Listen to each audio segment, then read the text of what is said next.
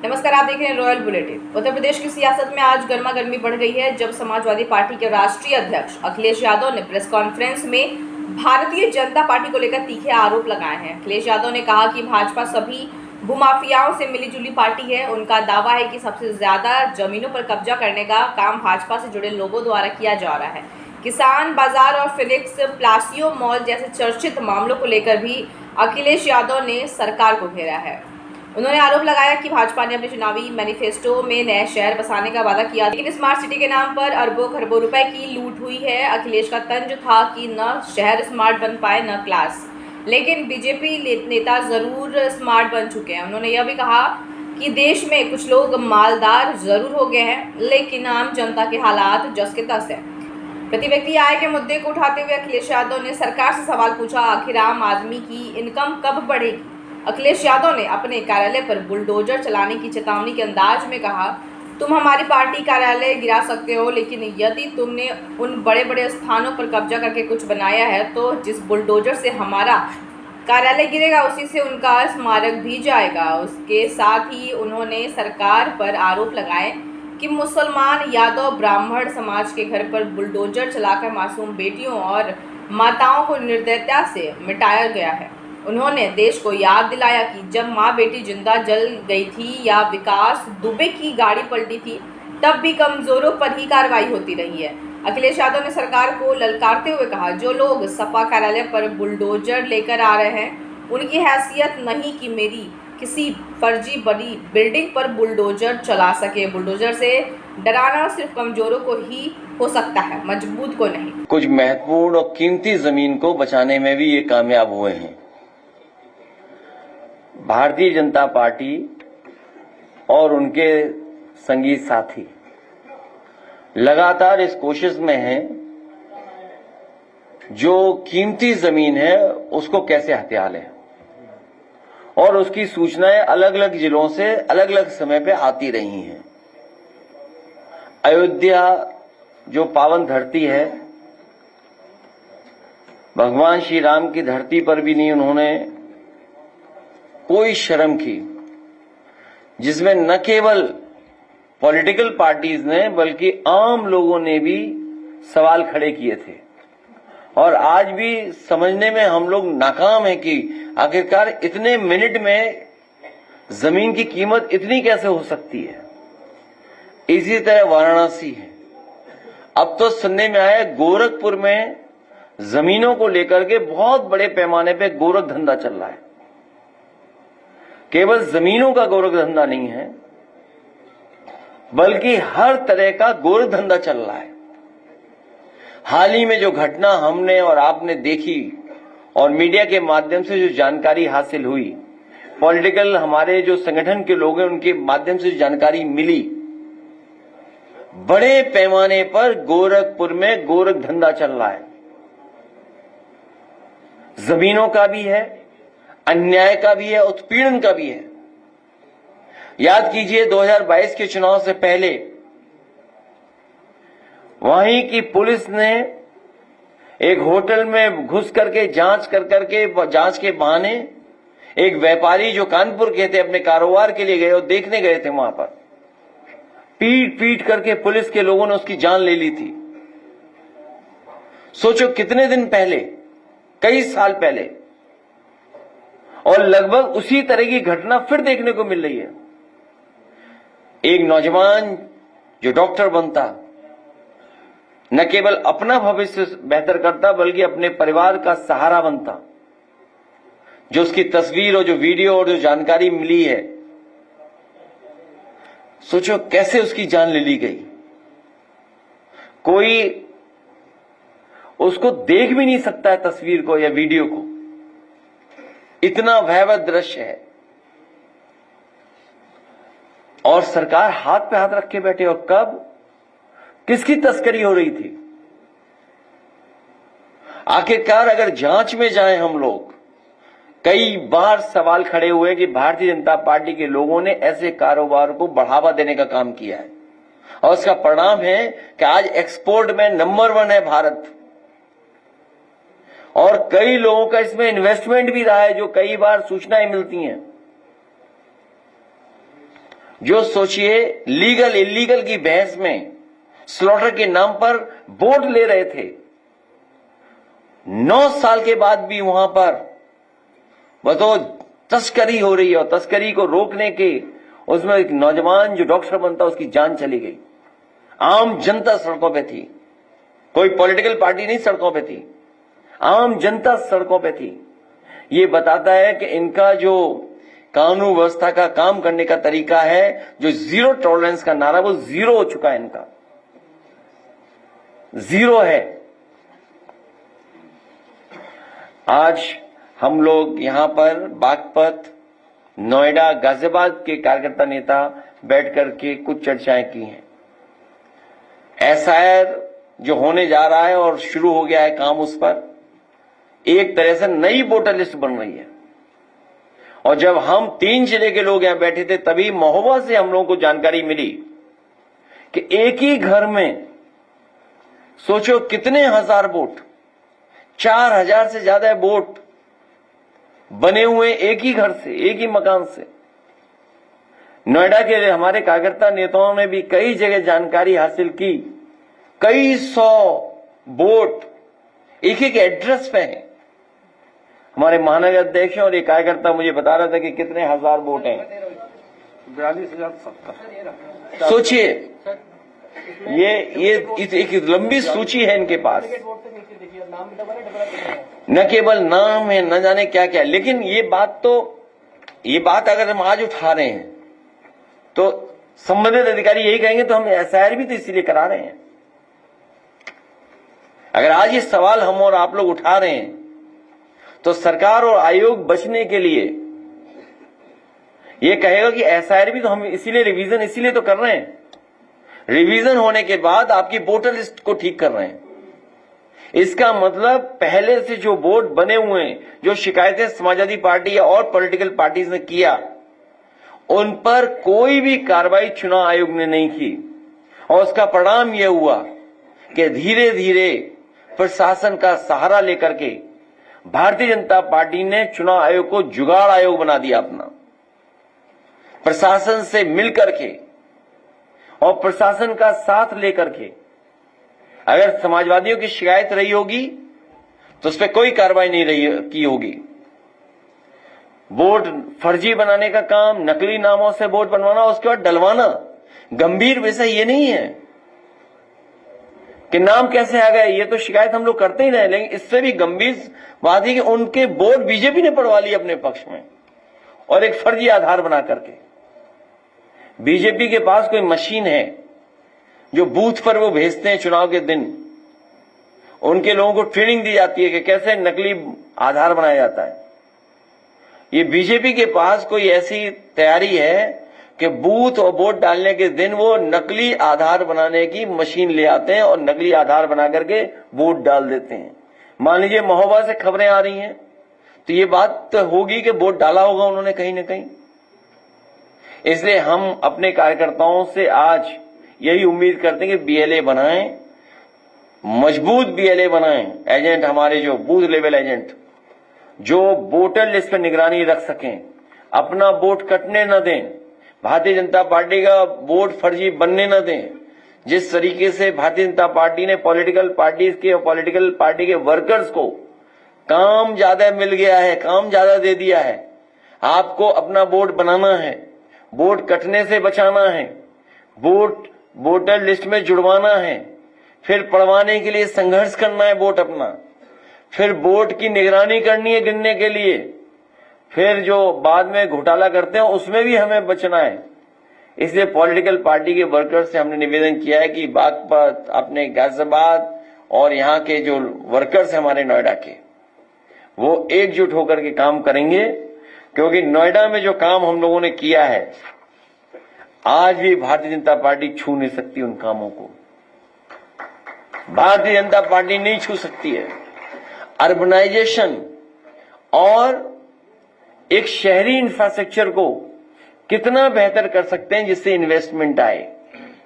Samsung का expansion समाजवादियों की सरकार की वजह से हुआ। बड़े पैमाने पर नोएडा में इन्वेस्टमेंट आया।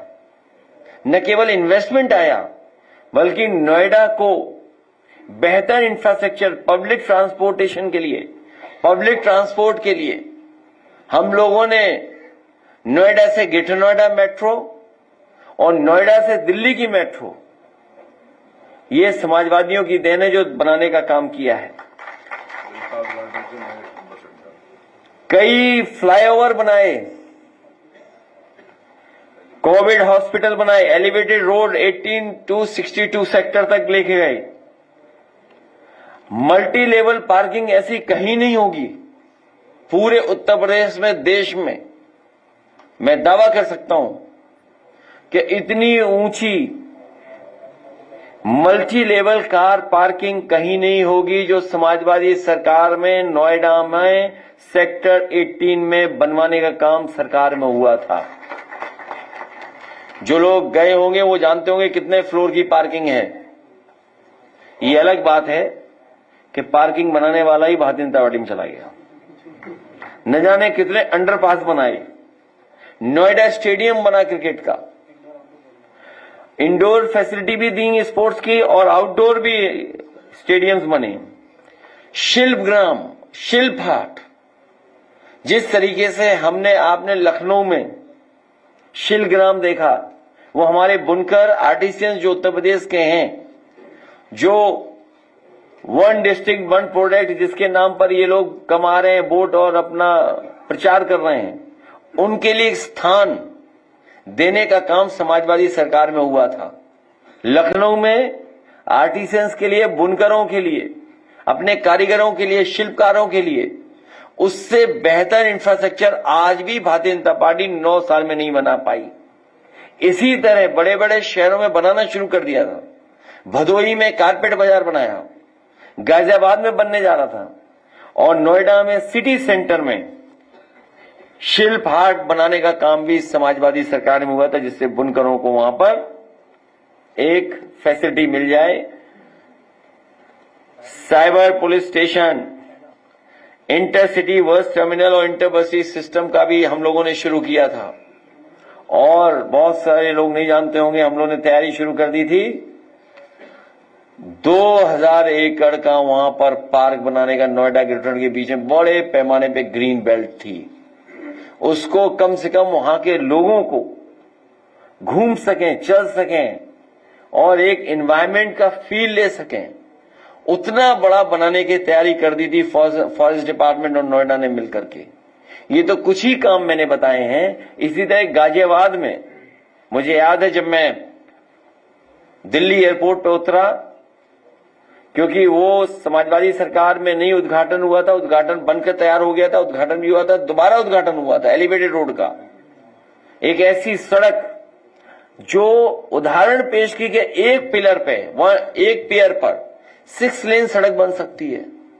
सिंगल पियर पे एलिवेटेड 6 लेन रोड, एक खंबे पर 6 लेन रोड देश की पहली बनाई थी समाजवादी सरकार में, जो 9 किलोमीटर से ज्यादा की थी।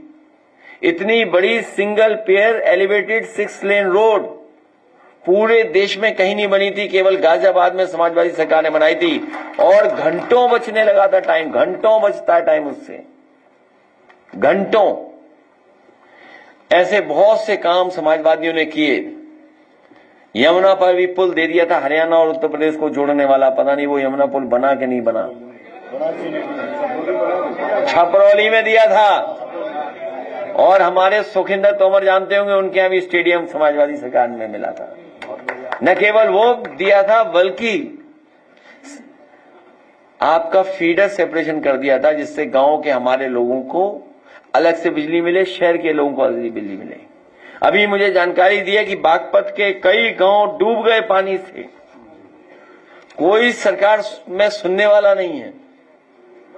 पंजाब में तो हुआ ही नुकसान। पंजाब में खेती चली गई, जानवर चले गए, मकान चले गए, लोगों की जान चली गई, सड़कें ढह गई, पुल खराब हो गए, और न जाने कितना नुकसान हुआ है। वहां की भरपाई के लिए तो हम मांग ही रहे हैं कि 100% भरपाई करें। और शुरुआती दौर में कम से कम पंजाब को 15,000 करोड़ रुपए सरकार को देना चाहिए, भारत सरकार को। भारत सरकार को पंजाब की खुशहाली के लिए, क्योंकि समय समय पर हमें लोग मिले हैं, वो अपने स्तर पे मदद कर रहे हैं। पंजाब में कई प्रतिष्ठित लोग मिले, कई पॉलिटिकल लोग मिले, कई गुरु संत मिले हमें, और हमारी पार्टी से जुड़े हुए लोग भी वहां रहते हैं। 15,000 करोड़ से ज्यादा की मदद होनी चाहिए, तब जाकर के पंजाब में कुछ काम दिखाई देगा, कुछ राहत पहुंचेगी। और हमारे उत्तर प्रदेश में जो बाढ़ से नुकसान हो रहा है उसकी भी पूरी भरपाई करनी चाहिए। और फिर क्या फायदा डबल इंजन का? डबल इंजन का फायदा क्या है? जब डबल इंजन मदद ही नहीं कर रहा हो किसी की, तो फिर फायदा क्या डबल इंजन का? डबल इंजन कहां जा रहे हैं किसी को नहीं पता। इसलिए मुझे उम्मीद है आने वाले समय में हम सब लोग मिलकर के सरकार बनाने जा रहे हैं। और आज जिन बच्चों का सम्मान करने का मुझे मौका मिला, जो लखनऊ यूनिवर्सिटी के टॉपर्स थे, गोल्ड मेडलिस्ट थे, 9, 8, 6 इतने मेडल मिलने के बाद, और उन बच्चों के परिवार से मिलने का मौका मिला, और आज उन बच्चों को आईपैड से सम्मानित किया है। और इसलिए किया क्योंकि समाजवादी सरकार में लैपटॉप मिलता था। कई साथी यहां जानते होंगे, बैठे होंगे, कि जो समाजवादी सरकार में लैपटॉप दिया गया था वो आज भी चल रहा है, आज भी खराब नहीं हुआ है। दुनिया के बेहतरीन टैबलेट, आईपैड, किसी ब्रांड का प्रचार नहीं कर रहा हूं, लेकिन वो बेहतर है तो इसलिए मैं दे रहा हूं। इसी तरह का दुनिया का सबसे अच्छा समाजवादी सरकार बनने पर आईपैड, या उससे आईपैड प्रचार फिर नहीं कर रहा हूं मैं, टैबलेट देने का काम समाजवादी सरकार में होगा। न केवल टैबलेट अच्छा दिया जाएगा, लैपटॉप भी दिया जाएगा, और कन्या विद्या धन भी देने का काम बेटियों को होगा, जिससे आगे पढ़ाई कर सकें। और नई पढ़ाई के लिए नया इंफ्रास्ट्रक्चर बनाना पड़ेगा। भारतीय जनता पार्टी में तो बिना पढ़े लिखे लोग हैं, सब बिना पढ़े लोग हैं, कई बड़ी संख्या में। वो मिलाना नहीं नंबर, पुलिस आ जाएगी। ये हमारा साथी सही कह रहा है, हमारा साथी, इसने ये गाड़ी देखता है, जानता है कि समाजवादी सरकार की दी हुई है, इसको अच्छा लगता है। ए डॉक्टर साहब रोको इसको। तो ये जो योजनाएं थी समाजवादियों ने इसलिए चलाई जिससे जनता को राहत मिले, जनता को मदद पहुंचे। जनता की मदद करने के लिए 100 से 112 कर दी, हर दिन पुलिस पकड़ी जा रही है बेईमानी करते हुए। और मैंने कल भी कहा, फिर कहता हूं मैं आपको, बलिया में तो वो थाना पकड़ा ही गया था जिसमें पुलिस ने पुलिस को पकड़ा था। पुलिस ने पुलिस को पकड़ा, और प्रतिदिन कितनी कमाई है वो पकड़ी गई। एक दिन बरेली में पुलिस पकड़ी गई, पुलिस ही एफआईआर लिखा रही, पुलिस ही पकड़ी जा रही है। और इन्हीं के पार्टी के विधायक आरोप लगाने इन्हीं पर कि पुलिस क्या कर रही है। सोचिए, चौकी कैसे मिल रही है, कितने लाख रुपए देने पे चौकी मिल रही है। इनकी सरकार के मंत्री को धरने में बैठना पड़ रहा है। इनके बीजेपी के लोग और बीजेपी के तमाम थिंक टैंक के लोग एक गवर्नर को एमएलए चुनाव लड़ा दिया, और चुनाव लड़ा करके उन्हें मुख्यमंत्री बनाना चाहते थे, लेकिन मुख्यमंत्री नहीं बन पाई वो। सोचिए उन्हें कितना अपमानित होना पड़ रहा है। सोचिए, गवर्नर नहीं, विधायक, मंत्री, और कितना अपमानित होना पड़ रहा है उन्हें। और अपमान की कहानी कोई एकाध नहीं है उत्तर प्रदेश में, न जाने कितनी है। एक विधायक को सहारनपुर में पैसा फेंकना पड़ा इंजीनियर के सामने, लो एक कमीशन अपना, इसी से काम कर दो। कितने उदाहरण मैं आपको दूं, कितने काम रुके हूं उसके उदाहरण दूं। आज देश को बेहतर इंफ्रास्ट्रक्चर चाहिए। नोएडा, गाजियाबाद और बागपत का वो इलाका है जो अर्बन होता चला जा रहा है। मैं यहां के लोगों को, अपनी पार्टी के कार्यकर्ताओं के माध्यम से हम भरोसा दिलाते हैं कि वर्ल्ड क्लास इंफ्रास्ट्रक्चर बना करके न केवल वहां की जनता को राहत पहुंचाएंगे, बल्कि बड़े पैमाने पर नौकरी और रोजगार के अवसर वहां पैदा होंगे, जिससे हमारे उत्तर प्रदेश की खुशहाली हो। वर्ल्ड क्लास इंफ्रास्ट्रक्चर उन शहरों को दिया जाएगा। पानी जो गंगा का आ रहा है नोएडा में, समाजवादियों की देन है। गंगा का पानी लाने का काम किया। दिल्ली में जो गंगा का पानी पहुंच रहा उसमें उत्तर प्रदेश की योगदान है। उसमें भी समाजवादियों की सरकार में ही फैसले लिए गए थे, हालांकि आप पार्टी दिल्ली में थी उस समय।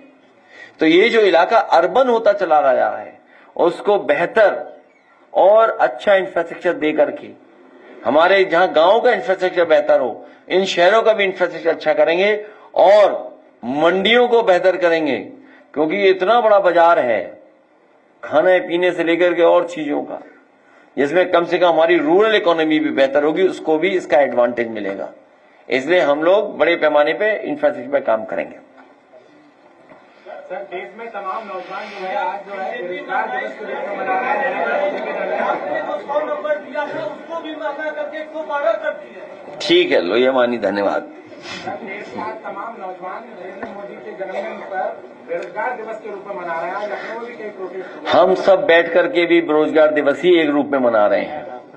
काम होता तो क्यों बैठे होते हैं हम लोग ही सब बेरोजगार हैं। सरकार में होते तो काम करते नहीं। बेरोजगार है बड़े पैमाने, और ये सवाल बड़ा है बेरोजगारी का। ये सरकार रोजगार नहीं दे पा रही है, और सोचिए रोजगार जिन पर है नौकरियों, उन्हें टीईटी में फंसा दे रहे हैं। कोई मामूली बात नहीं है। अगर नौकरी है तो नौकरी से बाहर कैसे किया जाए, उसकी साजिश षड्यंत्र कर रचते हैं। कभी कहते हैं कि आप वो क्या कहते हैं, नो पकौड़ा नहीं भाई, बायोमेट्रिक। आप बायोमेट्रिक से आएंगे। आप बायोमेट्रिक क्या इंफ्रास्ट्रक्चर है बताओ स्कूलों का, कैसे आएंगे टीचर्स वहां पर? जो सरकार 27,000 प्राइमरी स्कूल बंद कर रही हो, और अगर हम समाजवादी लोग पीडीए पाठशाला के माध्यम से पढ़ाने चले जाएं तो एफआईआर होगी। दुनिया में किसी सरकार ने पढ़ाई पर एफआईआर नहीं लिखाई होगी। ये पहली सरकार है, सोचिए, पढ़ाई पर एफआईआर लिखवा रही है। 27,000 स्कूल बंद हो गए। क्या जवाब है सरकार के पास? न जाने कितने इंटर कॉलेज की ये नाप रहे हैं, जमीनें बेच रहे हैं, चाहते हैं। किसान बाजार बेच दिए, सब किसान बाजार बेच दिया। और जो समाजवादियों ने अपना किसानों के लिए बाजार बनाया, ये अच्छा किया। वैसे एक बेचने का रास्ता बता दिया। प्लासियो मॉल बेचा समाजवादी सरकार का। ये सरकार का इंफ्रास्ट्रक्चर था, ये सरकार का बाजार था, लेकिन बीजेपी ने अपने लोगों को खुश करने के लिए, और उसमें तो डिप्टी सीएम ने चिट्ठी लिखी है, हम उन्हें धन्यवाद देते हैं कि भ्रष्टाचार को लेकर के कम से कम एक चिट्ठी तो लिखी थी। वो चिट्ठी कभी टेबल से हटेगी नहीं, वो हमेशा रहेगी चिट्ठी। समाजवादी सरकार आने पर पुनः जांच के ऑर्डर उस पर होंगे। बीजेपी के डिप्टी सीएम की चिट्ठी लिखी हुई है कि इसमें भ्रष्टाचार हुआ है। एक और हमारा किसान बाजार बना था, कितना अच्छा, वो भी कुछ खाने पीने की जगह का स्थान बन गया है। सब बस स्टैंड बेच दिए, कीमती जमीनें बस स्टैंड पे एक ही व्यक्ति को बेच दिए। खेल का मैदान है सर, बांदा में 123 साल पुराना राइफल क्लब खेल ग्राउंड, उसमें महात्मा गांधी से लेकर नेताजी तक की जनसभा हुई है। उसमें बांदा डेवलपमेंट अथॉरिटी बैठ रही है, खेल प्रेमी और समाज सेवी वहां आंदोलित है। नेताजी ने 2010 में वहां जाकर कहा था खेल मैदान है, ये खेल मैदान ही रहेगा। ये गंभीर विषय है, और भारतीय जनता पार्टी सभी भूमाफियाओं से मिली हुई पार्टी है। सबसे ज्यादा जमीनों का कब्जा करने का काम भारतीय जनता पार्टी में हो रहा है। और शुरू में ही मैंने कहा, आप रजिस्ट्रियां निकाल करके देख लें कई महत्वपूर्ण शहरों की, उसमें भारतीय जनता पार्टी के लोग ही शामिल मिलेंगे। जमीनों को बेचना, मुनाफा कमाना उससे, और अपने लोगों को ऑबलाइज करना, ये भारतीय जनता पार्टी लगातार कर रही है। जो चीज 2000 करोड़ की होती, प्लासियो मॉल आज सर्किल रेट के हिसाब से बताओ कितने रुपए का रहा होगा? आज का सर्किल रेट अगर हिसाब लगा लें तो सोचिए कितने कम मामूली पैसों में बेच दिया। किसान बाजार का सोचिए कितना कीमती था, कितने मामूली पैसों से बेच दिया। ये जो आप बांदा की बात कह रहे हैं, सुनने में आया है कि जेनेशंस पार्क में भी कुछ हिस्सा प्राइवेट कर दिया, इन्होंने बेच दिया है, बेचने की तैयारी है, कोई स्पोर्ट्स के नाम पर बेच रहे हैं। हालांकि अलग बात है वो डायनासोर जो आए हैं, हमने आपने कभी नहीं देखे थे डायनासोर, लेकिन वो आवाज वगैरह इलेक्ट्रॉनिक और इस तरह का टेक्नोलॉजी है कि लोग उससे खुश हो रहे हैं। तो बताइए वहां भी पैसा कमा रहे हैं लोग, जहां इन्हें पैसा कमाने को मिल जाएगा वो चीज बेच देंगे। ये आपका विजन था, ये स्मार्ट स्कूल और स्मार्ट क्लासरूम आपका विजन था, लेकिन यहाँ तो सरकार जो है स्कूल ही बंद कर रही है, जबकि स्मार्ट क्लासरूम का आप ही का विजन था कि स्मार्ट क्लासरूम है। ये नए शहर बसाना चाहते थे भारतीय जनता पार्टी के लोग, अपने मैनिफेस्टो में उन्होंने रखा था कि नए शहर बसाएंगे। नए शहर बसाए नहीं, स्मार्ट सिटी के नाम पर इन्होंने अरबों खरबों रुपया लूट लिया। शहर स्मार्ट नहीं बने, क्लास स्मार्ट नहीं बनी, लेकिन बीजेपी वाले खुद स्मार्ट बन गए। अमेरिका की जीडीपी $29 ट्रिलियन है, जबकि वहाँ पर 70 लाख रुपए है, ये नंबर 1 है। और कनाडा की जीडीपी $2.24 ट्रिलियन है, तो वहाँ पर क्या 45 लाख रुपए है, जबकि भारत की जीडीपी $3.94 ट्रिलियन है, यहाँ पर क्या 2 लाख रुपए। मैं धन्यवाद देता हूं, हमारे पत्रकार साथी ने ये जानकारी हासिल कर करके सवाल पूछा है। ये कई बार लोकसभा में भी सवाल हम लोगों ने पूछा, कई बार प्रेस के माध्यम से भी पूछा कि सरकार प्रति व्यक्ति आय सबकी न बताए, कम से कम उनकी आय बता दे जिनको राशन दे रही सरकार। उन तमाम हमारे गरीब परिवारों के सदस्यों की प्रति व्यक्ति आय क्या होगी कि जिनको राशन दिया जा रहा है। और प्रति व्यक्ति आय तो एक आंकड़ा सबका मिलाकर के एवरेज आंकड़ा है, उतना नहीं हो सकता प्रति व्यक्ति आय। ये वेस्टर्न कंट्रीज का तो सूट करता है, वहां तो हर आदमी है इतना संपन्न, लेकिन भारत में नहीं है इस तरह का संपन्न। तो ये जो आंकड़ा भारत का आंकड़ा देते हैं, और तब जब ये कहते हैं कि हमारी अर्थव्यवस्था दुनिया में इतने नंबर पे पहुंच गई है, तो कुछ लोगों की हैसियत बढ़ी है, कुछ लोग मालदार हुए, आम लोग भारत में मालदार नहीं हुए। भारतीय जनता पार्टी और इनकी सरकार, इनके सरकार के फैसले बड़े लोगों को बड़ा बनाना, गरीब को और गरीब बनाने का कार्यक्रम चलाते हैं। और उसी का परिणाम ये है कि आप देखते होंगे कि आज अमीरी और गरीब के बीच में खाई बढ़ती चली जा रही है। सूचना एवं प्रसारण मंत्रालय और यूट्यूब ने आज रवीश कुमार जी को एक नोटिस भेजा है और कहा है कि अडानी का नाम जिस भी वीडियो में है उसको डिलीट करना है। ये सुप्रीम कोर्ट का केस है क्या? सरकार ने फैसला लिया? मेरी जानकारी में नहीं है, अभी तक मैंने पढ़ा नहीं है। ये पाबंदियां भी और लगेंगी, क्योंकि जिस तरह का सुनने को मिल रहा है, जिस तरह की चीजें आ रही हैं सामने। अभी अमेरिका में एक हत्या हुई है पब्लिक प्लेटफॉर्म पर, वो सोशल मीडिया का स्टार था। ये अलग बात है किस पॉलिटिकल पार्टी के लिए या किस पॉलिटिकल पार्टी की वो मदद कर रहा था। आज यूट्यूब, सोशल मीडिया, इंटरनेट हमारे जीवन में हस्तक्षेप कर चुका है, हमारे आपके फैसलों में इंटरफेयर कर चुका है। इसलिए जहां सच्ची जानकारी पहुंचेगी उसमें पाबंदियां सरकार लगाएंगी। सरकार कभी भी सच्चाई नहीं पहुंचाना चाहती जमीन पर, वो अपने लोगों के माध्यम से फीड कर करके चीजें पहुंचाना चाहती है। सोशल मीडिया का असम की बीजेपी ने असम में एक वीडियो जारी किया, AI वीडियो जारी किया और कहा कि अगर हमारी सरकार असम में नहीं बनती है तो पूरा प्रदेश मुस्लिम माहौल में। भारतीय जनता पार्टी के लोग झूठे लोग हैं। देश बचाना है तो भाजपा हटाओ, समाज को बचाना है तो भाजपा हटाओ, भाईचारा बचाना है तो भाजपा हटाओ। और हमारा देश ये गुलदस्ता की तरह है, खूबसूरत देश है। दुनिया में इतने जाति धर्म के लोग एक साथ कहीं नहीं रहते हैं। ये हमारी खूबसूरती है कि हम इतने साथ लोग मिलकर के रहते हैं। उसी के खिलाफ है ये भारतीय जनता पार्टी के लोग। और टेक्नोलॉजी का इस्तेमाल होना चाहिए अच्छाई के लिए, ये बुराई के लिए इस्तेमाल कर रहे हैं। और आपको हमको तो तब सावधान होना चाहिए था जब इन्हीं पार्टी के एक नेता ने अपने वर्कर्स को ट्रेनिंग देते समय ये कहा कि उनके एक वर्कर ने कोई गलत इंफॉर्मेशन फीड की है, जिसमें किसी लीडर के बारे में और उसके परिवार के बारे में आमने सामने फादर एंड सन की कोई इश्यू को लेकर के, जब उन्होंने उसका उदाहरण देते हुए कहा कि अगर ये झूठी खबर भी है लेकिन हमारे वर्कर्स को इसको और बढ़ाना चाहिए। इसलिए मैं आपसे कहना चाहता हूं, एआई के जमाने में, इंटरनेट और सोशल मीडिया के जमाने में, क्योंकि सोशल मीडिया का इमोशन हमारे इमोशन को कहीं ना कहीं बदल रहा है, हमारे इमोशन से जुड़ रहा है सोशल मीडिया का इमोशन।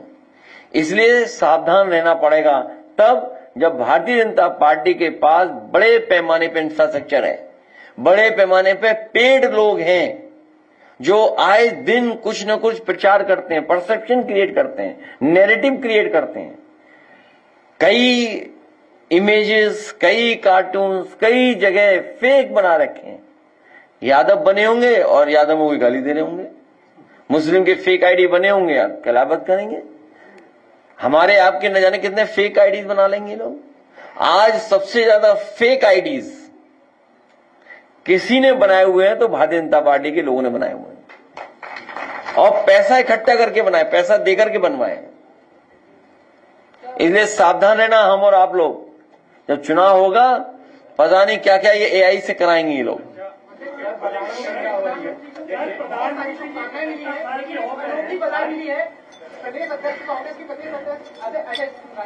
क्या बधाई मिली? मैंने सुना नहीं। उन्होंने जो लीड कर रहे थे जब देश के प्रधानमंत्री को लोकसभा चुनाव में, उसी की पोस्ट डालकर उन्होंने दिखाया है अगर ऐसे ही ईमानदारी से जन्मदिन की तरह इलेक्शन हुआ होता, वोट चोरी ना हुआ। तो ये पॉलिटिकल सटायर तो चलते रहते हैं, पॉलिटिकल सटायर तो ये चलते हैं।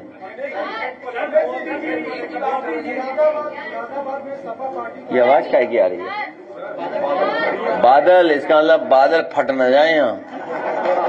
हाँ, क्लाउड बस नॉलेजली जल्दी खत्म करो, प्रेस तो चले घर। देखिए, ये पर्यावरण को अंतोगता हम लोगों को ध्यान देना पड़ेगा।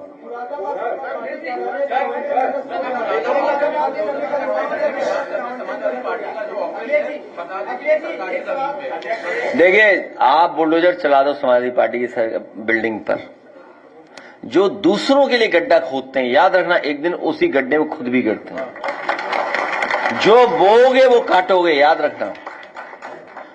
और मैं जानता हूं भारतीय जनता पार्टी इसका गलत इस्तेमाल भी करेगी। देखो, समाजवादी पार्टी अभी सरकार में नहीं है, अभी से हड़काने लगे हैं। ये कहेंगे बीजेपी के लोग, ठीक है हमारा कार्यालय छिन गया, जैसे मान लिया आपके बहुत सारे प्रेस के लोग हैं, इन पे सीबीआई, ईडी, इनकम टैक्स हुआ, थोड़ा सुधर गए, बदल गए, उनके पक्ष में हो गए, हुए नहीं हुए, कई चैनल बिक गए। अच्छा ये बताओ हम क्या करें? हम आपसे गप लगा रहे हैं, मान लीजिए बात कर रहे हैं, इन चैनलों में इन्वेस्टमेंट किस किस का है? हम आप क्या कर लेंगे बताओ? अब सांप सूंघ गया, किसका इन्वेस्टमेंट है? ये नोएडा वाले सब जानते हैं भाई, हेडक्वार्टर तो इन्हीं क्या है ना। मान लीजिए कोई चैनल है, इसमें इन्वेस्टमेंट किसका है? क्या आप उनके इंटरेस्ट सर्व नहीं करोगे क्या आप? तो आज हमारा पार्टी कार्यालय गिरा रहे हो, गिरा दो। अरे हम तो कह रहे हैं, सुनिए ऐसा है, याद रखें, आज हमारा पार्टी कार्यालय गिरा है, समाजवादी पार्टी ने जो बड़े बड़े स्थान बनाए हैं वहां पर अगर कब्जा करके आपने कुछ बनाया है तो जिस बुलडोजर से पार्टी कार्यालय गिरेगा वही बुलडोजर ढूंढ करके उनका भी स्मारक लेकर के चला जाएगा।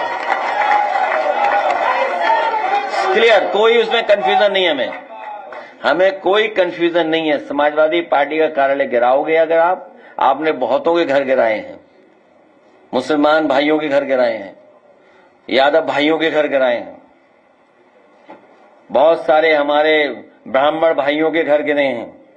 वो माँ, वो बेटी स्वर्ग में होगी, वो इनको क्या कर रही होगी सोचो, कोस नहीं रही होगी, श्राप दे रही होगी ऊपर बैठ करके।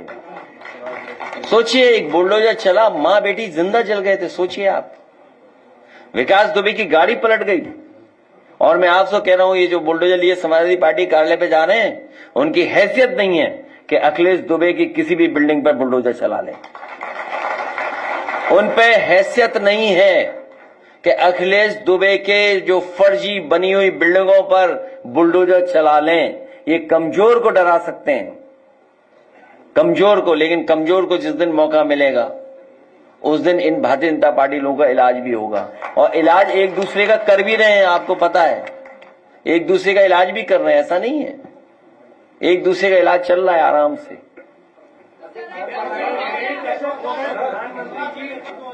कमजोर वो बेटी और मां थी जो जिंदा जल गई इस प्रशासन के सामने। वो जो उसका भाई सर्दी में, एक ब्राह्मण परिवार का भाई सर्दी में, सोचो, कपड़े उतार दिए गए उसके। आप में से सब लोग जानते होंगे, मां बेटी जिंदा जला दी गई, गाड़ी पलट गई, क्योंकि अखिलेश दुबे के यहां इसलिए नहीं चलेगा बुलडोजर।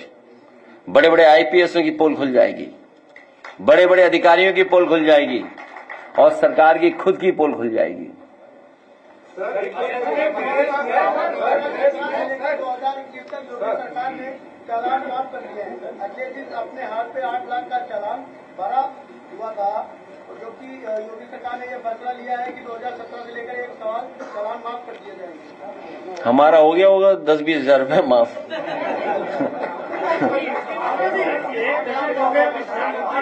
हमारा नहीं माफ होगा।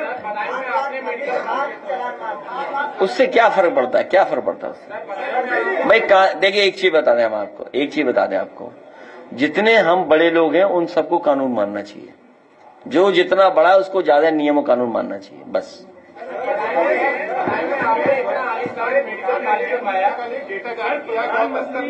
एक दशक हो गया है, भारतीय जनता पार्टी के लोग जो है कह रहे हैं देश एक नई ऊंचाइयों पे तमाम काम गिराने की जो है वो बात हो रही है। वो आज वो 75 साल के भी हो गए, मौके पर तमाम बयान आ रहा है। देश भारतीय जनता पार्टी ने कहीं ऊंचाइयों पर नहीं पहुंचाया है। देश जितना नीचे जा सकता है लगातार नीचे ले जाने का काम भारतीय जनता पार्टी कर रही है। और आज सोचिए, जितने भी हमारे पड़ोसी देश हैं, फॉरेन पॉलिसी में हम लोग फेलियर हैं। आज हमारा बाजार पूरा चीन के हाथ चला गया, पूरा बाजार हमारा चीन के हाथ चला गया। दुनिया में अगर हम देखें, सबसे ज्यादा बेरोजगार अगर कहीं तो भारत में है। हमारे किसान की मदद नहीं कर पा रही सरकार, बताओ। यही सरकार जो जन्मदिन मना रही है और खुशी मना रही है। सरकार को याद करना चाहिए कि कभी किसान को आय दोगुनी की बात कही थी। आज यूरिया नहीं मिल रहा है, खाद नहीं है, बोरी की चोरी है, बोरी की चोरी, खाद नहीं मिल पा रही। और जीएसटी कम कर दिया, इसलिए उद्योगपतियों पे दबाव बना करके ऐड आ रहे हैं अखबारों में। क्या आप कल्पना कर सकते हैं? उद्योगपति बता रहे हैं उन पर दबाव बना करके ऐड डलवाने की काम शुरू हुआ है, जिससे अखबार वाले भी ऑब्लाइज हो जाएं, उनका भी प्रचार हो जाए। ये बात अगर गलत हो तो बताओ आप। मेडिकल कॉलेज बन रहा है सर, और वहाँ बदायूं के साथ जमीन की बात चल रही है। पहलाई का जो कार्यालय है उस पर इनकम टैक्स डिपार्टमेंट सर्वे करने जा रहा है। डिपार्टमेंट को उसका ये है कि यहाँ की जो जमीनों की फरोख्त हुई है उसमें नंबर 2 का पैसा लगा, उसकी वो सर्वे करके जांच कर रहा है। जब सर्किट रेट बढ़ जाएगा तो नंबर 2 तो कम ही हो जाएगा।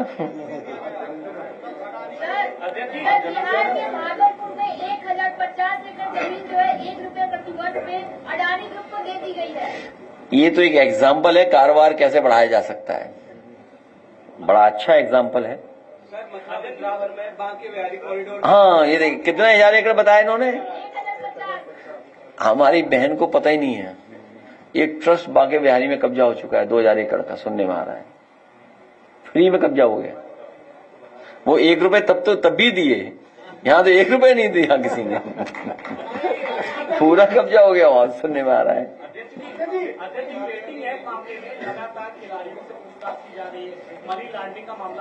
बनी ऑन ग्राउंड गैम्बलिंग चल रही, उसको रोक नहीं पा रहे हैं। ऑनलाइन गैम्बलिंग रोक रहे हो, ऑन ग्राउंड गैम्बलिंग कहाँ रुक रही बताओ आप? ऑन ग्राउंड गैम्बलिंग बड़े पैमाने पे चल रही है।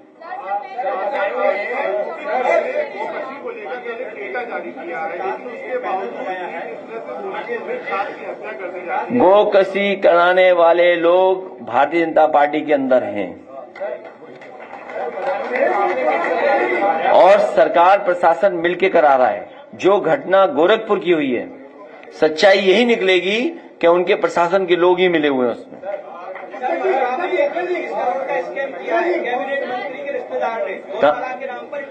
इतना छोटा स्कैम बता रहे हो? 21 करोड़ बीजेपी ने कोई स्कैम ही नहीं है, बहुत छोटा स्कैम बता रहे हो। सर एक सवाल है सर, यहाँ 400 करोड़ की सड़क बनी थी, सोचिए लखनऊ में सड़क, बताओ खोखली। बीजेपी वाले चमकते हुए दिखाई दे रहे हैं, लेकिन इनकी जैसे खुद खोखले वैसी सड़क खोखली निकली।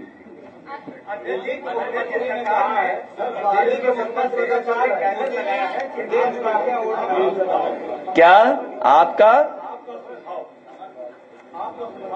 अच्छा आपका सुझाव बोर्ड सुनने में आया कि एक कोई अमेरिका की कंपनी हायर की है कई सौ करोड़ में, तो जब कई सौ करोड़ में कंपनी का हायर किया तुमने, तो बैनर क्यों लगा रहे हो?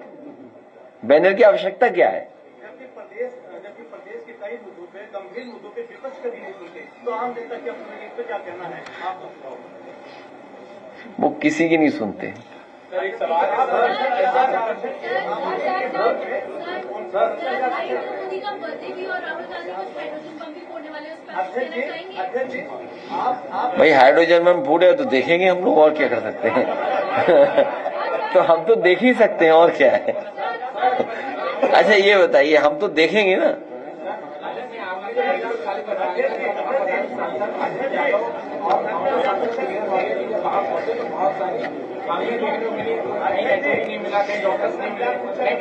देखिए ये आप बिल्कुल कंफ्यूज क्यों होते हो? मैं एक काम करता हूं, एक हेल्थ का एड इनको दिखाइए। रुकिए एक मिनट, सुनिए, वहां आशी एक हेल्थ वाला एड जो हम लोगों ने बनाया वो दिखाइए, 2-3 एड दिखाइए इनको। अभी रुक जाओ भाई, रुक जाओ। तो जो ये हमारे साथी पूछ रहे हैं मेडिकल कॉलेज को लेकर के, कल मैं सिविल हॉस्पिटल गया था, श्यामा प्रसाद मुखर्जी उनके नाम पर यह हॉस्पिटल है। समाजवादी सरकार में यह फैसला लिया गया था कि एक सरकारी ऑफिस वहां और है, उसको तोड़ करके और इस सिविल हॉस्पिटल को और बड़ा बनाया जाएगा। 9 साल हो गए, सोचिए आप, उस अस्पताल की वही दुर्दशा है। समाजवादी सरकार बनने पर नया इंफ्रास्ट्रक्चर कैसे बने, नए हॉस्पिटल कैसे बने, जिससे गरीब का इलाज हो जाए, गरीब आए अस्पताल में, उसका इलाज होना शुरू हो जाए, इस तरह का इंफ्रास्ट्रक्चर भविष्य में समाजवादी पार्टी बनाएगी। हम लोग सुझाव इसलिए नहीं दे रहे हैं, ये नकलची लोग हैं, उसको चालू कर देंगे अभी, इन्हें सुझाव मत मांगो हमसे। उत्तर प्रदेश सरकार से नया विज्ञापन जारी होता है, कुछ नहीं था।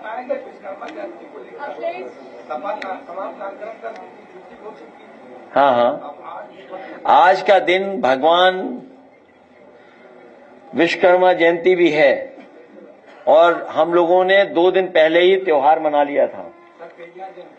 पेरियार जयंती भी है, आज है। तो आज के दिन तो बहुत कार्यक्रम भी हैं। हम लोग भी नोएडा, गाजियाबाद और बागपत के लोग बीच बैठे हैं। विश्वकर्मा जयंती के शुभ अवसर पर हम पूरे प्रदेश और आप सबको शुभकामनाएं, बधाई देते हैं। वहीं हम लोगों ने 2 दिन पहले फैसला लिया था, जब विश्वकर्मा समाज के लोग यहां पर आए थे, जिन्होंने सृष्टि का निर्माण किया, जिन्होंने द्वारिका का निर्माण किया, जिन्होंने लंका का निर्माण किया, जिन्होंने स्वर्ग का निर्माण किया, उनके सम्मान में न केवल छुट्टी होगी पहले जैसी, उस समाज के लोगों की ये मांग रही है कि छुट्टी हो विश्वकर्मा जयंती को। छुट्टी के साथ साथ लखनऊ का सबसे बेहतरीन और देश का सबसे बेहतरीन रिवर फ्रंट है, वहां भगवान विश्वकर्मा का बहुत बढ़िया स्थान बना करके उन्हें सम्मान देने का काम होगा। देखिए ये आपको कल रात को ही पता लग गया होगा। ये बात क्यों बताते हो आप?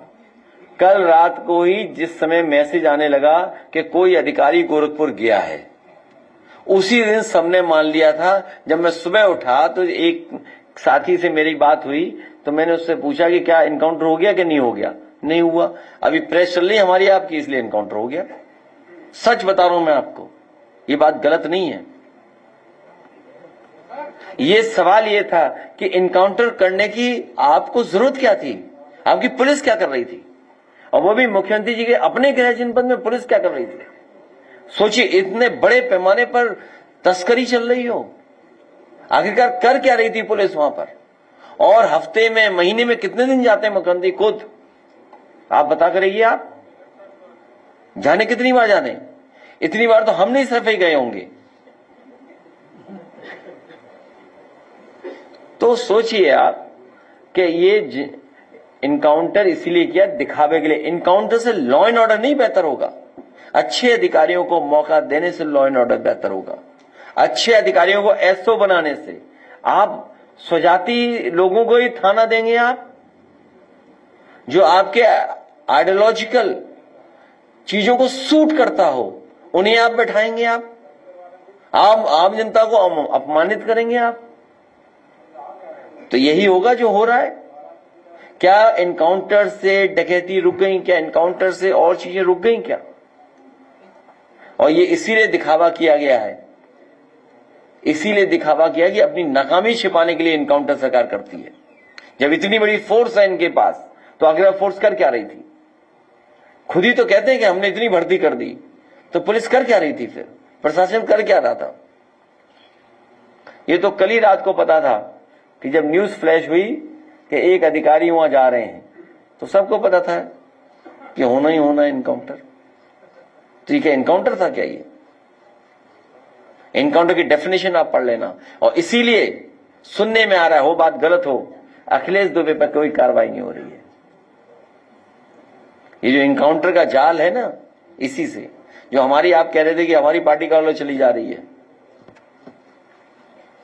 दिल्ली के मुख्यमंत्री ने कहा है कि मोदी जी वोट चोरी नहीं करते, दिल चुराते।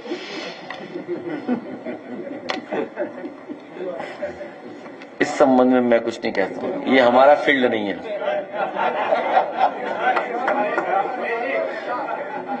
क्रिकेट को लेकर जिस तरह से पिछले दिनों बात सामने आई, राहुल गांधी जितने तारीफ राहुल गांधी की तारीफ की, उन पर निशाना, इसके अलावा जो अन्य क्रिकेट को लेकर क्या? देखिए, बड़ी बात यह है, जो बड़ी बात की कोशिश होनी चाहिए, जो समाजवादियों ने हमेशा कहा कि आपको खतरा सबसे ज्यादा चीन से है, पाकिस्तान से कभी भी निपटा जा सकता है। ये जो क्रिकेट डिप्लोमेसी है, इसके पीछे कारोबार की भी डिप्लोमेसी है। तो ये बात हमें और आपको समझनी चाहिए। और फिर हमसे क्यों सवाल पूछते हो क्रिकेट के बारे में? उन परिवार वालों से पूछिए जिन्होंने, परिवार के लोगों ने अपने परिवार के सदस्य को खोया है। हमसे क्यों पूछते हो ये बात? उन परिवार वालों से पूछना चाहिए कि उन पे क्या गुजर रही है, उनको उनसे पूछा जाए। सर, पिछले 8 सालों से पराग डेयरी घाटे में चल रही है, इस पर आपका क्या कहना है? किसानों को पैसा नहीं मिल रहा। भाजपा हटाओ, उसके बाद पराग प्रॉफिट में होगा। और पराग में सबसे ज्यादा, ये पत्रकार साथी को बता दूं मैं, समाजवादी सरकार में पराग को, क्योंकि पराग अमूल से पुरानी है संस्था, उत्तर प्रदेश के लोगों को गर्व होना चाहिए कि पराग हमारी संस्था, अमूल जो देश की सबसे बड़ी संस्था बन गई है, उससे पुरानी संस्था हमारी है। और कई प्रोडक्ट पराग के ज्यादा टेस्टफुल हैं। अगर आप कंपेयर करें उससे, बीजेपी के जो अमूल का प्रचार ज्यादा करते हैं, अमूल से भी कई प्रोडक्ट हमारे पराग के अच्छे थे। मैंने खुद टेस्ट करके देखा है। और इसीलिए आप चेक नजरिया में जाएं तो पराग और अमूल के बराबर प्लांट हमने लगाए। अमूल के जो बड़े अधिकारी थे वो ये मुझसे कहे आगे सरकार में, जब मैंने जमीन अमूल को दी यहां पर भोगनीपुर में और बनारस के लिए कहा कि वहां पर हम लोग अमूल का प्लांट लगवाएंगे, तो उन्होंने कहा कि पराग को क्यों दे दिया? हमने कहा पराग को इसलिए दे दे क्योंकि बगल में रहेंगे तो कंपटीशन करेंगे, आपसे बराबर अच्छा और टेस्टफुल इसके प्रोडक्ट होंगे, डेयरी प्रोडक्ट। 2000 करोड़ की मदद की थी उस समय इसको अच्छा करने के लिए। और कन्नौज में उत्तर प्रदेश सरकार का पहला पराग का काऊ मिल्क प्लांट के डेयरी प्रोडक्ट्स बनाने का कारखाना प्लांट लगा था, जिसका उद्घाटन प्रधानमंत्री और हेमा मालिनी जी ने किया था। बनाया समाजवादियों ने, उद्घाटन भी हो गया।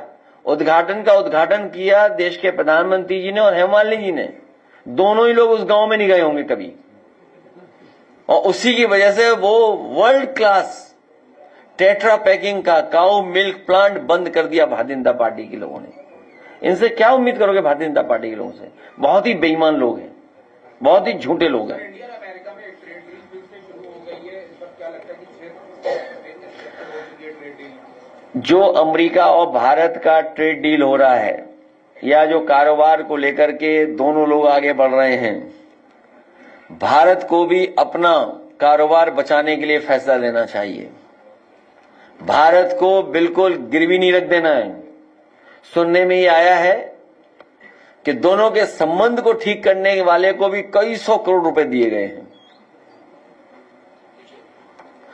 जो व्यक्ति कोई ठीक कर रहा है, कोई नया टर्म है, वो जो मैं समझ नहीं पा रहा हूं कौन सा टर्म कहा जाता है, कि जो दोनों देशों के संबंध बेहतर करेगा उसको बड़े पैमाने पे फीस देनी पड़ती है। तो अब कारोबार को ठीक करने के लिए फीस दी गई है। हमें उम्मीद है कि भारत और अमेरिका के संबंध पहले से और बेहतर होंगे, जिससे भारत के लोग बड़े पैमाने पे अमेरिका जा सके और हमारे जो मुख्यमंत्री जी हैं इनके होश उड़ जाएं, क्योंकि ये विदेश में जाने वालों से बड़ा चिढ़ते हैं, नफरत करते हैं। उन्हें होश ही नहीं है कि सबसे ज्यादा बच्चे अमेरिका पढ़ने जाते हैं। हमारे मुख्यमंत्री को होश ही नहीं है। अगर होश होता तो शायद वो बताते। तो वो याद है विधानसभा में क्या खिलाफत कर रहे थे, आपको याद है? क्या बुराई कर रहे थे कि आपके बच्चे विदेश पढ़ रहे हैं। उन्हें होश ही नहीं था कि सबसे ज्यादा अमेरिका पढ़ने जाते हैं भारत के बच्चे। तो कम से कम उनको वीजा मिलने की, एयरपोर्ट पे जो परेशानी है वो, और कोई भी हथकड़ी और चैन से लौटेगा नहीं। हथकड़ी लगा करके, चैन लगा करके नहीं लौटेगा कोई। जी, ये वक्त बिल आया है और उसमें एक रिलीफ मिला है, कई आर्टिकल पे दिया गया है और आपकी पार्टी और कांग्रेस काफी स्ट्रिक्ट चल रहा है। How do you feel about it? मैंने कल भी कहा और फिर कहता हूं, वक्फ को लेकर के समाजवादी पार्टी का अपना पूरा पक्ष साफ था। भारतीय जनता पार्टी पॉलिटिकल फैसला ले रही थी और जानबूझ करके मुस्लिम समाज के लोगों को परेशान करने के लिए फैसले लिए गए थे। हम धन्यवाद देते हैं सुप्रीम कोर्ट को, और भविष्य में भी मुझे उम्मीद है कि सुप्रीम कोर्ट से और राहत मिलेगी।